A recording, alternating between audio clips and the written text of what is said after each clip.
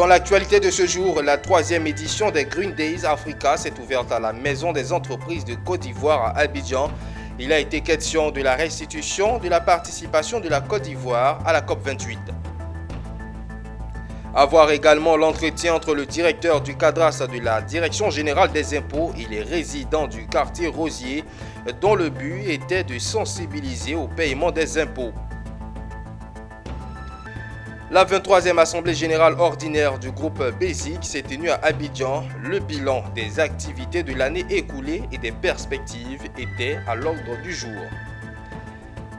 Et la communauté antillaise de la cité Fekese de Pingerville était en fête à l'occasion de leur traditionnel chanté de Noël.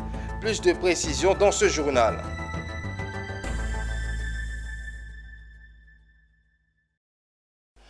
Bienvenue à tous et à toutes, vous suivez le journal, merci de votre attention. La 3e édition des Green Days Africa s'est ouverte ce lundi 18 décembre 2023 à la Confédération générale des entreprises de Côte d'Ivoire à Abidjan. Il a été question de la restitution et de la participation de la Côte d'Ivoire à la conférence des parties COP28. Les Green Days contribuent à travers l'organisation d'activités de dialogue à la promotion des investissements verts. Pierre Tebeu et Tima Traoré.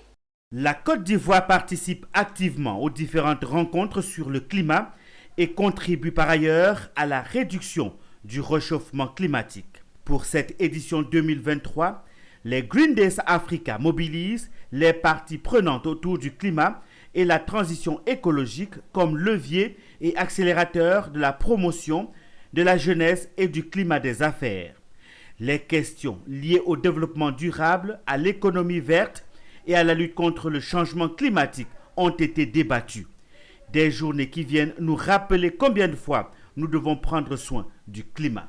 Les Green Days Africa marquent l'engagement continu de l'État de Côte d'Ivoire envers les enjeux climatiques, illustré récemment par la participation active et réussie de notre pays à ce grand événement montre sa ferme détermination à contribuer aux efforts mondiaux visant à préserver notre planète pour les générations futures. Toujours sur la question, la COP28, qui s'est déroulée récemment à Dubaï, retiendra toutes les attentions. Chaque pays a décrit dans un document qu'on appelle les contributions déterminées au niveau national, où 2 volets sont pris en compte. Le volet, c'est-à-dire notre capacité à réduire les gaz à effet de serre.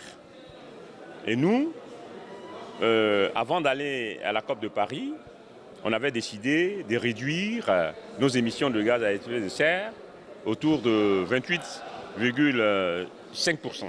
Les Green Days Africa 2023 se déroulent du 18 au 20 décembre 2023 au siège du patronat à Abidjan.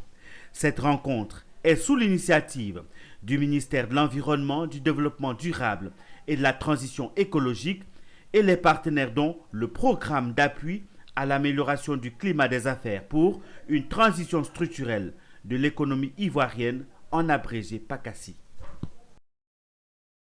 La sensibilisation se poursuit avec le directeur du cadastre de la Direction générale des impôts qui s'est entretenu ce week-end avec les résidents du quartier Rosier, programme 3. Une rencontre durant laquelle il a insisté sur l'importance de déclarer ses biens, de payer ses impôts. Au cours de cette rencontre d'échange, son message a été clair.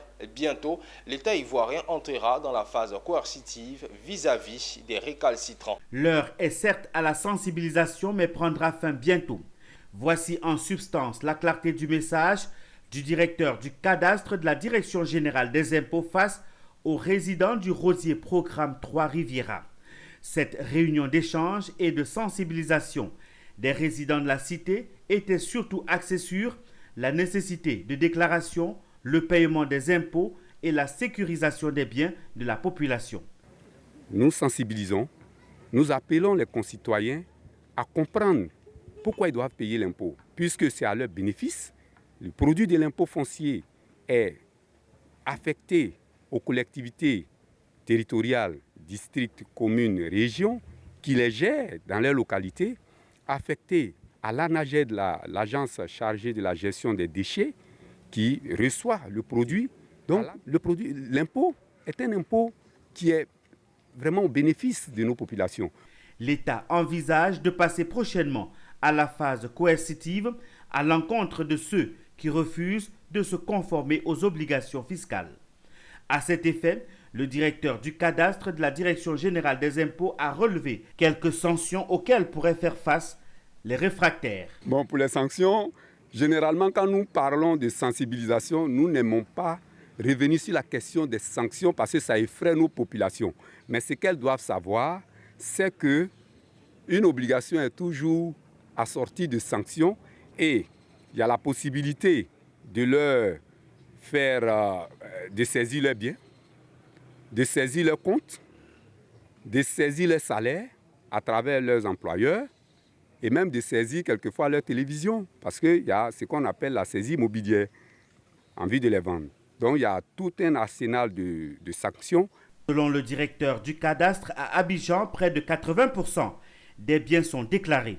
Sur 26 millions d'habitants sur l'étendue du territoire ivoirien, l'on enregistre environ 700 000 contribuables. Le groupe de la Banque sahélo-saharienne de l'investissement et du commerce BESIC a tenu ce mardi à Abidjan sa 23e Assemblée générale ordinaire depuis sa création en avril 1999. Cette assemblée a dressé le bilan des activités de l'année écoulée et discuté des perspectives des défis à venir. C'était en présence des représentants des filiales du groupe et de plusieurs ministres des Finances des pays actionnaires. Konena Norgo, Ezekiel Siri. Dresser le bilan des activités du groupe de la BESIC et se projeter sur l'avenir. C'était la raison de cette Assemblée générale ordinaire d'Abidjan de ce lundi 18 décembre 2023. Malgré la période de restructuration, la Banque sahélo-saharienne de l'investissement et du commerce a consolidé sa position dans l'environnement bancaire en Afrique à travers ses 14 filiales. Selon le rapport fait par le président directeur général Ahmed Omar El Hadi, rapport appuyé par le représentant de la SENSAD, la BESIC a lancé une compagnie immobilière, a mis en place la BESIC Capital et BESIC Holding, ainsi que le renforcement des filiales. La SENSAD s'honore de pouvoir constater aujourd'hui que nos chefs d'État ont été visionnaires, car notre banque communautaire est désormais une réalité de notre espace sahélo-saharien et que ce projet est un véritable succès. En effet, beaucoup de réalisations ont été faites avec l'installation de 14 filiales bancaires. Signe du rayonnement des affaires, le groupe de la BESIC entend se doter d'un nouveau siège de 2 tours à Abidjan. Même s'il existe des défis, le ministre ivoirien des Finances et du Budget et président de cette Assemblée générale reste tout de même confiant quant aux performances de l'institution financière. Au regard de l'analyse de la situation globale de certaines filiales et des résultats consolidés du groupe, il est à noter que la banque amorce progressivement son redressement. Cette tendance est en cohérence avec les ambitions et les dynamiques qui ont prévalu à la création de la banque. Née de la vision panafricaine des chefs d'État des pays membres de la SENSAD en avril 1999, la BESIC est une institution bancaire régionale au capital de 750 millions d'euros répartie entre les pays membres de la communauté des États sahélo-sahariens. Le siège se trouve à Tripoli, en Libye. Après la première phase, le BIT, Bureau international du travail, a décidé de renouveler le projet ACEL Africa pour accélérer l'action pour l'élimination du travail des enfants dans 6 pays africains, dont la Côte d'Ivoire. Un atelier de présentation de cette nouvelle phase aux parties prenantes s'est tenu ce mercredi à Abidjan. Konena Norgo et Marius Seri pour Le Point. Présenter le projet ACEL Africa aux parties prenantes, mais aussi arrêter un plan de travail commun pour la deuxième phase.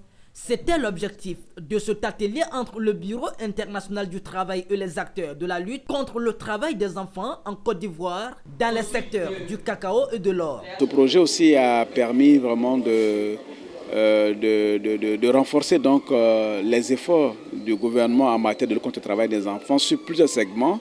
Et surtout, nous avons quand même développé dans le cadre de ce projet-là beaucoup d'expériences novatrices. On a vu une approche qui vise justement à s'attaquer aux causes profondes du travail des enfants.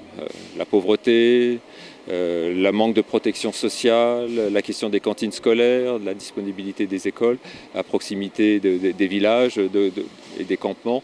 Et donc à travers tout ça, ce que l'on cherche à faire, le combat contre le travail des enfants, il n'est jamais gagné. Il faut avoir des efforts continus. Cet atelier de présentation du projet Accélérer l'action pour l'élimination du travail des enfants était également la dernière activité du représentant du BIT en Côte d'Ivoire. Et la lutte contre le travail des enfants est sur la bonne voie en Côte d'Ivoire, selon Frédéric Lapère. Parce que je quitte la Côte d'Ivoire, ça a été presque 4 ans d'une expérience très riche humainement et professionnellement, où beaucoup de choses se sont faites en termes de promotion du travail décent, bien sûr l'élimination du travail des enfants, mais aussi la protection sociale à travers l'appui à la CMU, au RSTI. Financé à hauteur de 23,5 millions d'euros par les Pays-Bas, le projet ACEL Africa vise à éradiquer le travail des enfants dans 6 pays d'Afrique, dont la Côte d'Ivoire. La deuxième édition de l'arbre de Noël dénommé Noël féerique a été célébrée avec joie et enthousiasme ce samedi au jardin botanique de Bingerville. Cet événement a été offert par le ministère des Eaux et Forêts aux enfants de l'orphelinat de Bingerville, des collaborateurs des directions centrales et services. L'objectif de cette célébration était de créer un moment de bonheur et de partage pour les enfants orphelins ainsi que pour les enfants des collaborateurs du ministère. Le point avec Michel Brou et Ézéchiel Seri. Le jardin botanique de Bingerville s'est transformé en un véritable pays des merveilles avec des décorations colorées et des animations spéciales pour les enfants. 577 cadeaux composés de vélos et paquets disposés attendaient d'être remis aux enfants. Le Père Noël était également présent. C'était l'occasion pour les tout-petits de vivre la magie de Noël dans un cadre enchanteur. Les enfants ont pu profiter de nombreuses activités, notamment des jeux, des danses, des spectacles et ont également bénéficié d'un déjeuner à cette occasion. La présidente de l'amicale des femmes agents techniques et interministériels des eaux et forêts a traduit sa gratitude au ministre pour sa présence et son soutien à leur côté. Monsieur le ministre s'est approprié l'événement qu'il a qualifié de salutaire. Initialement prévu à l'endroit des enfants des agents du ministère des Eaux et Forêts résidant à Abidjan, Monsieur le ministre, en bon père épris de paix et d'amour à l'endroit des enfants sans distinction, a demandé que cet arbre soit non seulement étendu à tous les enfants des agents du ministère des Eaux et Forêts, exerçant sur tout le territoire du pays. Les enfants n'ont pas manqué de témoigner leur reconnaissance aux donateurs pour ces présents. Au ministre des Eaux et Forêts, Pépé Laurent Tchaba, notre Papa Noël de ce jour, pour sa vision inspirante et son engagement envers le bien-être des enfants, des agents des Eaux et Forêts en service et de ce parti trop tôt. Et merci également pour nos frères et sœurs de l'orphelinat de Bingerville qui bénéficient de ces largesses. Le ministre s'est réjoui pour ces moments, symboles de partage, d'amour à l'égard de ces tout-petits. Il les a exhortés à donner le meilleur d'eux à l'école. Permettez-moi à présent de m'adresser particulièrement à mes invités d'honneur de cet après-midi, nos enfants et petits-enfants. Mes très chers enfants et petits-enfants, la période de la fête de Noël est l'occasion pour moi de passer des moments inoubliables avec vous et vous témoigner tout mon amour en vous offrant de superbes cadeaux. La deuxième édition de l'arbre de Noël, dénommé Noël féerique du ministère des Eaux et Forêts, s'est achevée par la remise de cadeaux aux enfants, leur offrant un agréable souvenir. Nous sommes aux portes de la célébration de la Noël. La communauté antillaise de la cité Fékessé de Bingerville était en fête le samedi à l'occasion de leur traditionnel chanté Noël. Cette célébration a réuni familles et amis ainsi que des membres des différentes communautés religieuses pour un temps de partage et d'échange culturel. C'est environ une quinzaine de cantiques qui ont été fredonnés au cours de la soirée.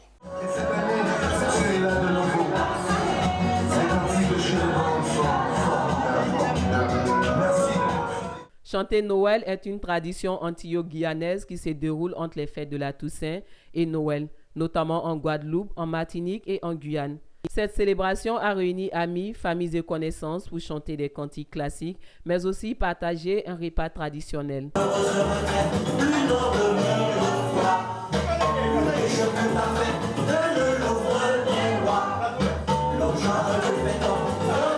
Si historiquement cette rencontre se fait dans un cadre familial ou amical, elle s'est généralisée au fil du temps au sein d'entreprises ou dans lieu à des festivités publiques. La Noël chez nous, elle commence dès le premier samedi week-end de décembre et on fait des chantés Noël. Et à ce moment-là, c'est là où on s'amuse. Comme on dit chez nous, on dit la Noël, mais le chanter le Noël. Okay. Chez nous, aux Antilles, après la Toussaint, donc nous avons 2 mois de la Toussaint, c'est le 1er novembre.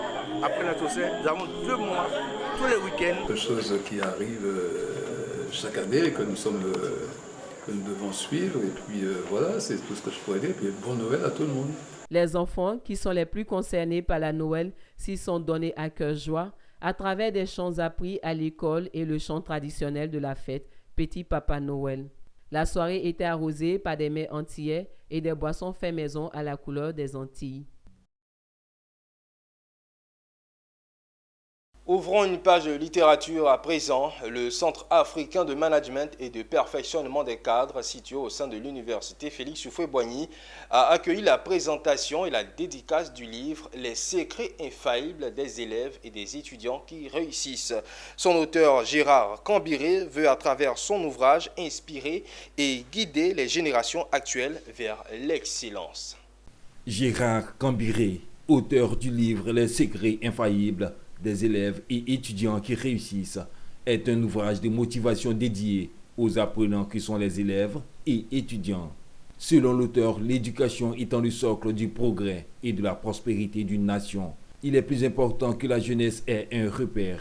Ainsi, ce livre vient préparer la voie des générations futures. L'ouvrage a été écrit pour partager les stratégies qui sont très puissantes pour les élèves afin qu'ils puissent réussir dans leur cursus académique.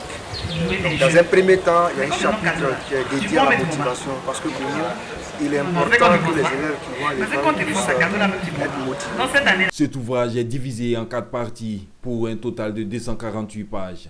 La première partie, intitulée « Votre dose de motivation », invite élèves et étudiants à comprendre que rien ne peut s'accomplir sans dose de motivation.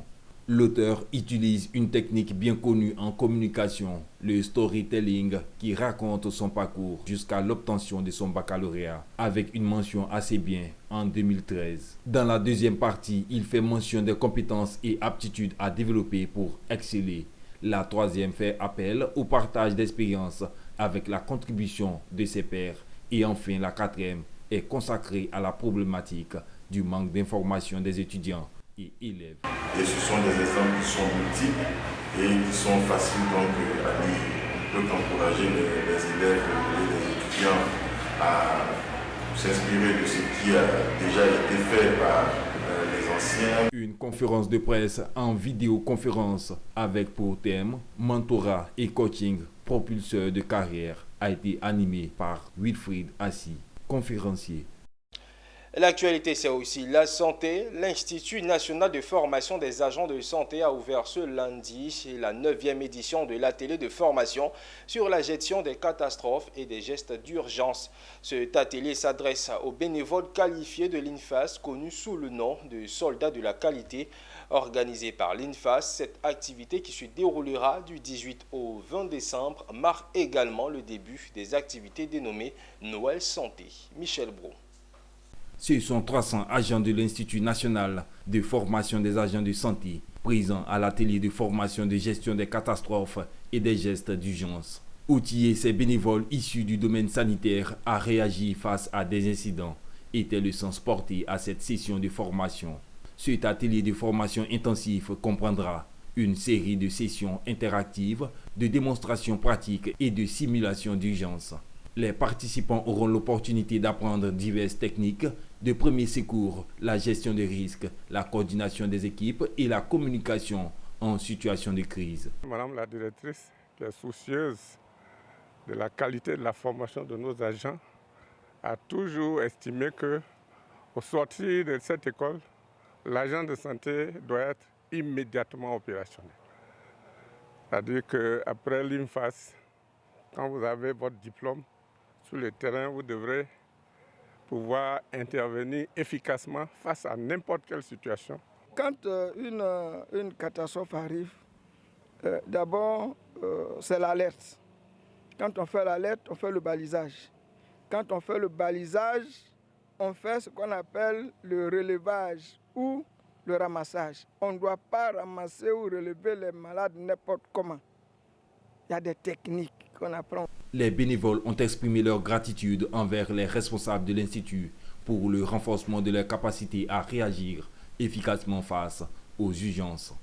Cette formation-là est encore la bienvenue car elle permet de consolider nos acquis. Elle nous met face aux urgences, aux catastrophes. L'ouverture de l'atelier de formation de la gestion des catastrophes et des gestes d'urgence des bénévoles de l'INFAS est à sa 9e édition. Cette formation témoigne de l'engagement de l'Institut pour les bénévoles dans la préparation, la réponse aux situations d'urgence et de crise. Et restons toujours dans les murs de l'INFAS. Du 18 au 19 décembre, l'Institut national de formation des agents de santé a tenu un atelier bilan des activités pédagogiques et révision des programmes de formation. Des journées qui ont rassemblé le corps enseignant de l'institution afin de fournir un contenu de qualité aux apprenants du secteur de la santé. Nous témoigne Walter Kofi et Setekissi. Un personnel de santé en phase avec les nouveaux défis du secteur, c'est l'intérêt de cette rencontre qui a mobilisé l'ensemble des enseignants, formateurs et chefs d'antenne de l'Institut national de formation des agents de santé, INFAS.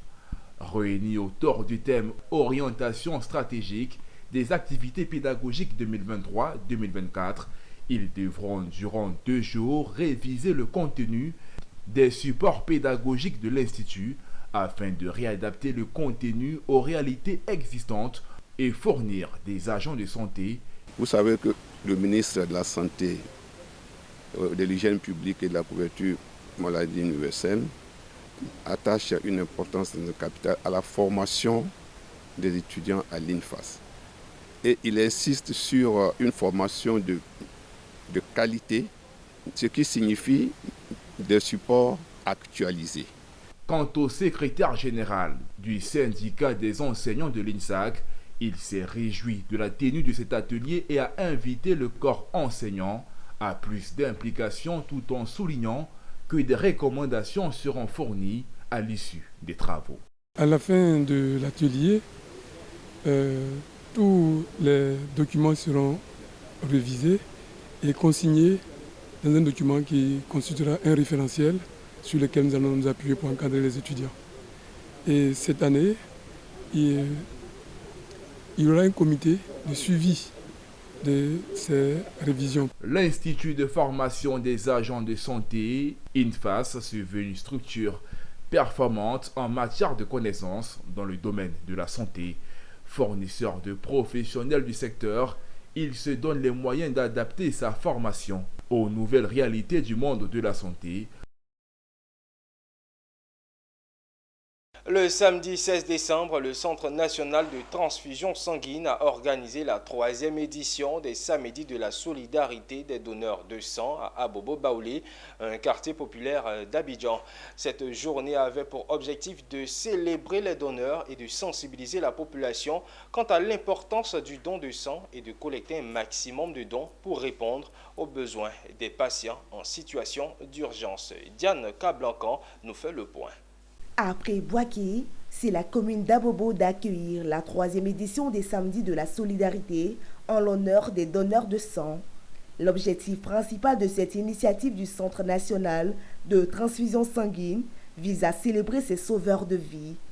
Nommé récemment à la tête du Centre national de transfusion sanguine, Yasongi Sekongo veut donner plus de détails au samedi de la solidarité. Selon lui, le but de cette initiative est d'augmenter le nombre de dons de sang bénévoles et volontaires.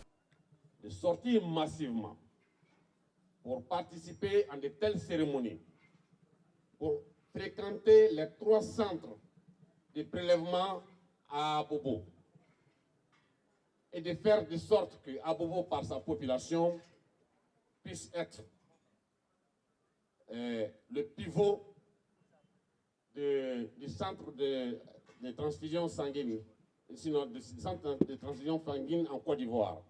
Dès 8 heures du matin, une équipe de médecins et d'infirmières était déjà mobilisée pour accueillir les volontaires et les orienter vers les différentes étapes du processus de don de sang. Un stand de formation était également mis en place pour répondre aux questions et dissiper les éventuelles appréhensions des personnes hésitantes.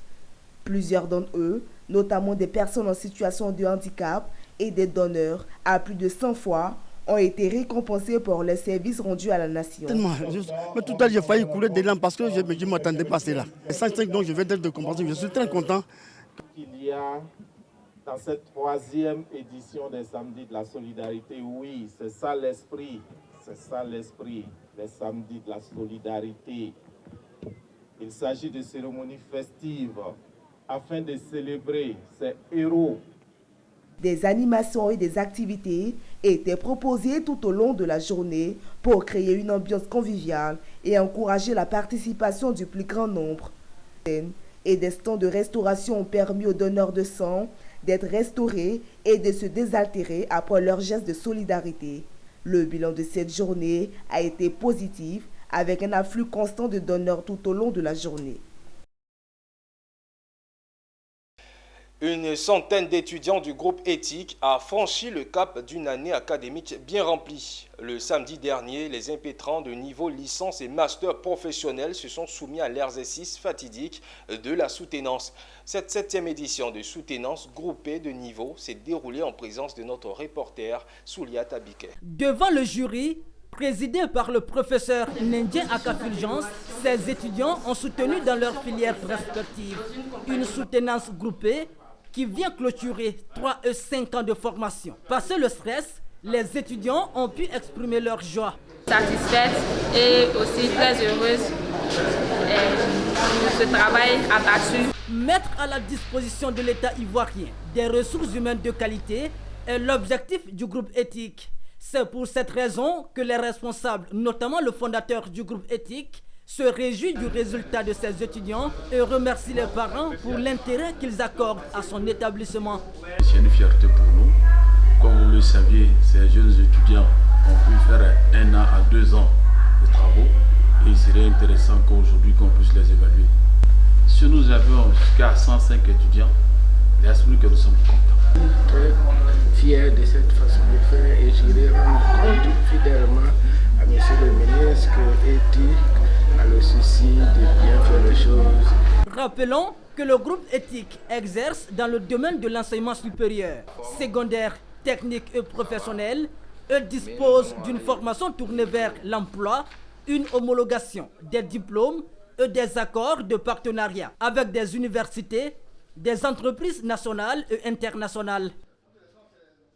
Ouvrons un autre chapitre axé sur la lutte contre le diabète. Récemment, le Lions Club Abidjan Impérial était dans la commune de Marcory en campagne de sensibilisation contre le diabète. L'idée est de dépister les populations gratuitement du diabète, échanger avec elles sur cette maladie métabolique tueuse, mais surtout les conseiller à avoir une alimentation saine. C'était sur la place de l'ancienne chefferie d'Anomambo, le commentaire de Mondésir Nascimento. C'est une journée de sensibilisation et de dépistage du diabète. Que faire pour s'éviter le diabète ou encore pour le contenir? À ces 2 principales questions, les réponses ont été données aux populations à Abidjan dans la commune de Marcory le samedi 16 novembre 2023. Initiée par le Lions Club Abidjan Impérial en collaboration avec l'Association des diabétiques de Côte d'Ivoire, cette journée avait pour objectif de faire une détection précoce des cas de diabète dans la commune de Makori. Une campagne réussie selon les membres Lyon responsabilisés pour cette activité, étant donné que le nombre de personnes à impacter a été atteint en temps record. Nous sommes là aujourd'hui dans le cadre de l'organisation de notre première œuvre qui consiste au dépistage du diabète. On est là pour commencer notre première œuvre de dépistage de diabète pour sensibiliser la population d'Anoumabo et la population ivoirienne de cette grave maladie de diabète. On est là depuis le matin, on prend les paramètres, on prend les mesures et on va suivre les personnes qui ont détecté positivement. Bien, donc je voulais demander aux personnes, en plus dans le cas de la recherche d'une bonne hygiène de vie, de pratiquer beaucoup de sport aussi, faire beaucoup de sport et puis boire beaucoup d'eau. Il est bon de noter que cette campagne de dépistage a bénéficié du soutien du gouverneur du district 403 A2, Daniel Sampa, venu encourager ses amis Lyon. L'UNICEF et KfW ont organisé le lancement d'un projet pour le nord de la Côte d'Ivoire. L'objectif du projet KfW-UNICEF est de renforcer les capacités de résilience des services sociaux des communautés, des individus des régions du Boukani et du Tchologo. Dieko De Silva. Échange de paraffeur et chaude empoignade de Jean-François Bass, représentant de l'UNICEF en Côte d'Ivoire, et de Michael Wenger, directeur Afrique de l'Ouest de KfW. Ils viennent de lancer un projet d'un montant de 11 millions de dollars. Ce projet va durer 4 ans et va se dérouler au nord de la Côte d'Ivoire, dans les régions de Boukani et du Tchologo, et cela sous l'initiative de l'UNICEF et de KfW.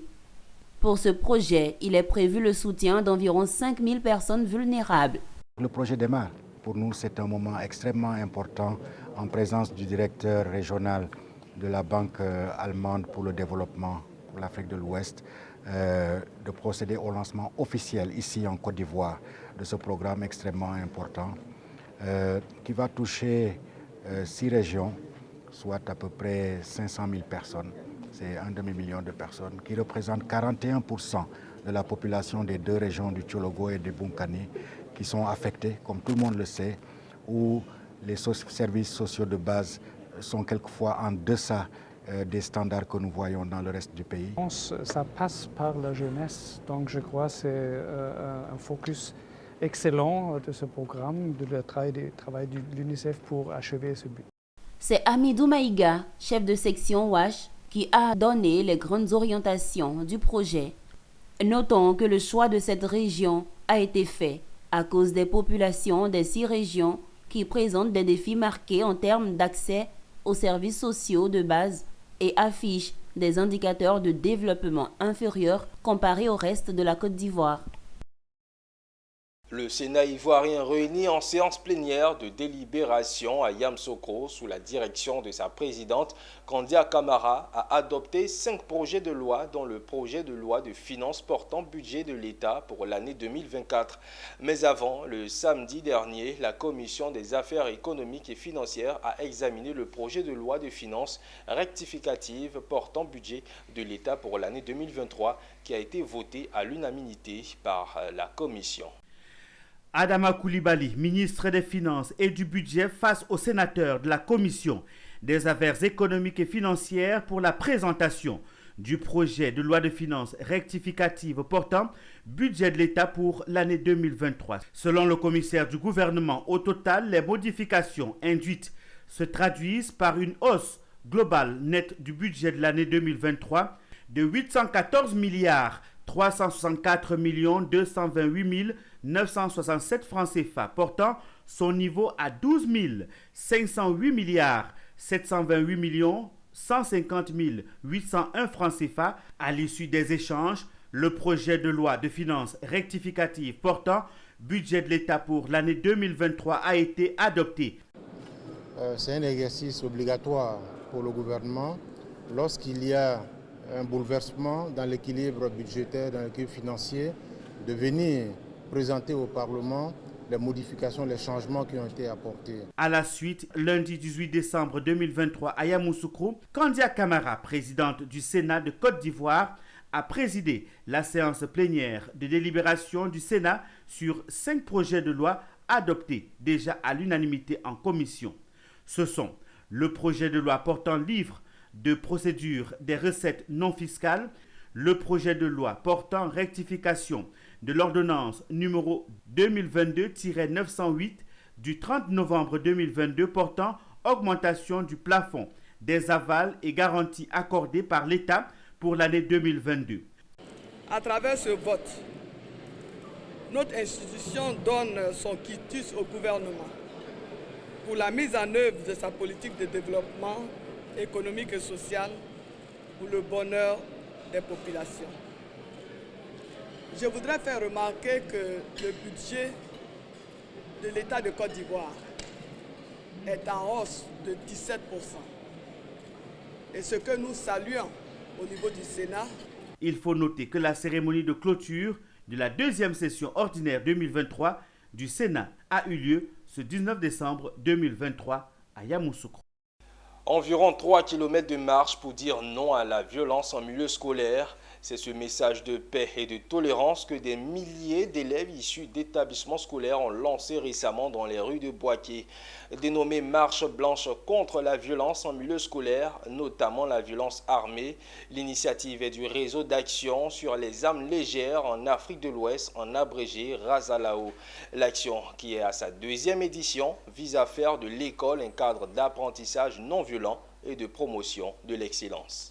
De blanc vêtus, des milliers d'élèves ont pris d'assaut les rues de Bouaké pour dire non à la violence en milieu scolaire. Sur un trajet d'environ 3 km, ils ont scandé des slogans de paix, de tolérance et de non-violence entre élèves, tout en demandant aussi à leurs camarades de tourner le dos aux fléaux comme la drogue et l'alcool.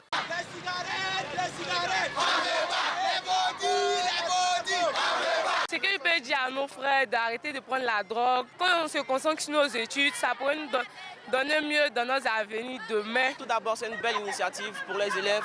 Ça va les faire prendre conscience que ce n'est pas une bonne chose pour leur avenir. On construit l'avenir à l'école et l'école n'est pas un lieu de violence. Dénommée Marche blanche contre la violence en milieu scolaire, notamment la violence armée, l'initiative est du réseau d'action sur les armes légères en Afrique de l'Ouest, Razalao, section Côte d'Ivoire. Cette action est à sa 2e édition et bénéficie de l'appui du Conseil national de sécurité dans le cadre du programme L'école, un cadre d'apprentissage dans la non-violence et de promotion de l'excellence, en abrégé ECANV. Pour nous, il faut mener cette action pour pouvoir interpeller les uns et les autres, notamment les élèves dans leur ensemble, de sorte que ces élèves prennent sur eux l'engagement de tourner le dos complètement à la violence en milieu scolaire, notamment la violence armée. C'est le lieu de vous encourager à tourner le dos à la violence, à bannir loin la consommation de la drogue, des boissons frélatées et à promouvoir avec vous, chers enfants, chers élèves, chers étudiants, l'excellence à l'école. Notre établissement reste fidèle aux idéaux de paix, de dialogue, de non-violence, car toujours conscient de leur nécessité impérieuse. Par cette marche blanche, le Razalao Côte d'Ivoire veut contribuer à la réduction de la violence en milieu scolaire avec pour objectif de pacifier l'école afin de favoriser une éducation de qualité pour les apprenants. Non!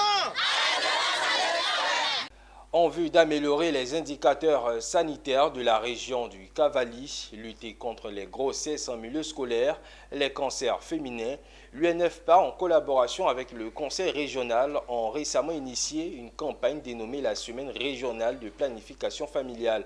7 jours durant, des activités de consultation et de conseils gratuits seront menées dans les centres de santé et les villages de la région. Théodore Kanga. Madame la représentante du pays du Fonds des Nations Unies pour la population, UNFPA, s'est rendue le week-end dernier à Djiglo, les bras chargés de matériel sanitaire et de bureaux. Cécile Marie Compaoré Zungrana était dans cette région du pays en compagnie du représentant de l'UNICEF dans le cadre de la campagne socio-sanitaire dénommée Semaine régionale de planification familiale organisée par le Conseil régional en collaboration avec l'UNFPA.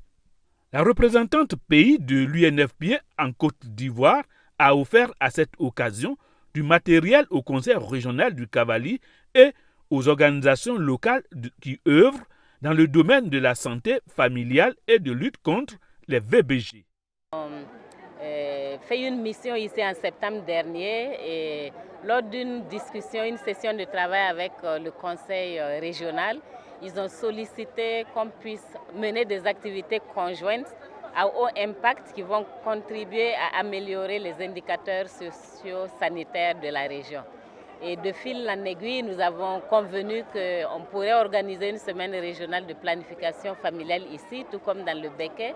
Et ce sera l'occasion d'offrir un paquet de services à toute la population, mais en particulier les femmes, les jeunes filles et les jeunes hommes. À l'occasion de notre victoire historique, j'ai promis que ces 5 années de mon mandat seront des années de proximité, des années dédiées aux populations.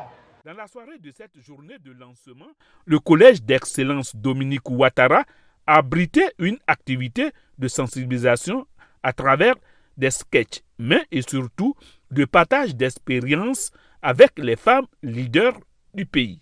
Rendons-nous à Boguédia, village situé dans le département d'Issia, à l'ouest de la Côte d'Ivoire. Un éléphant solitaire qui a causé la mort d'un planteur a été récemment capturé sur instruction du ministre des Eaux et Forêts. Un soulagement pour les habitants de cette localité, nous témoigne Emmanuel Kouadio. L'éléphant solitaire qui terrorisait les habitants des villages du département d'Issia a été capturé le samedi 2 décembre dans le village de Béziboué-Zouzoua, 6 à 5 km de Boguédia par les services des eaux et forêts. Depuis quelques années, le pachyderme sévissait dans cette partie de la région du Haut-Sassandra, semant désordre et désolation. En effet, dans sa quête quotidienne de pitance, cet animal détruisait tout sur son passage. Plantations, habitations, enclos, champs et pâturages des éleveurs. Cette furie a atteint des proportions dramatiques dans la nuit du 18 au 19 novembre dernier, qui a causé la mort d'un vieux planteur à Massa, village de la sous-préfecture de Boguédia. Cette nuit-là, l'éléphant surnommé par les villageois le Gros a fait une descente musclée. Dans le dit village, il a mis à sec l'amas de cacao mis en four pour la fermentation par le vieil homme. Alerté par les bruits, ce dernier est sorti de sa maison pour en avoir le cœur net. Il s'est trouvé face à face avec le Gros qui, à l'aide de sa puissante trompe, l'a enroulé avant de le projeter violemment contre un mur, causant instantanément sa mort. Face à ce drame, le ministre des Eaux et Forêts, Laurent Tchagba, a donné des instructions à la directrice de la faune et des ressources énergétiques des Eaux et Forêts, le colonel Kone Salimata, pour la capture de l'éléphant en vue de son transfert. Cette situation du pachyderme date depuis 2016 et c'est à partir de 2018-2019 que la situation est devenue très compliquée, parce que l'éléphant a commencé vraiment à être beaucoup agressif sur le terrain. Et les destructions ont commencé. Il y a eu déjà un cas de décès aussi d'un vieillard en 2019. Et la situation aujourd'hui a atteint son paroxysme. Nous voudrions sincèrement dire merci à M. le Président de la République qui a donné des instructions pour que l'éléphant soit capturé et qu'il soit sécurisé dans un endroit approprié pour que nos populations aussi soient sécurisées. Donc nous sommes vraiment très contents et nous attendons vraiment que l'éléphant soit capturé. Quant à la directrice des eaux et forêts, après avoir évalué la population d'éléphants en Côte d'Ivoire, a évoqué les causes de la divagation de certains d'entre eux dans plusieurs endroits du pays. Après sa capture à Béziboué-Zouzoua, l'animal a été transféré à Nzilodge River à la grande satisfaction de Louis Diakité, promoteur de cette réserve naturelle qui s'est impliqué dans la protection de la faune ivoirienne. En espérant que le Gros trouve sa place à la réserve Nzilodge River, Yako a toutes les familles endeuillées. Et 2 ans après le décès du chef du village de Niélé, Feu Ouattara Fotangolo Issa, le nouveau chef de Niélé, Ouattara Ladji Mamadou, a été intronisé le week-end dernier par ses pairs. Ainsi, il reçoit son arrêté de nomination par le préfet du département de Ouangolo-Dougour. Il aura pour mission de rassembler les filles et fils de Niélé, gage d'un développement harmonieux. Cette remise de l'arrêté de nomination par le préfet du département de Ouangolodougou fait désormais de Ouattara Ladji Mamadou le chef de village de Niélé, conseiller de l'administration, garant des valeurs ancestrales, des us et coutumes. Un événement qui restera à jamais gravé dans les mémoires des populations de la cité paisible de la Cloche. Le processus a obéi à des enquêtes, des écoutes pour aboutir à des séances de consultation populaire. Toute cette démarche et prudence administrative visait à s'assurer du bon choix, évitant ainsi de possibles grincements de dents, comme il est donné parfois de constater en pareilles circonstances. Ma joie est d'autant plus grande ce matin quand je sais qu'à compter d'aujourd'hui, Niélé aura un chef. Monsieur le préfet du département de Ouangolodougou, en acceptant d'honorer de votre présence à Niélé, vous nous donnez un nouveau gage de la sollicitude sur laquelle nous savions déjà compter.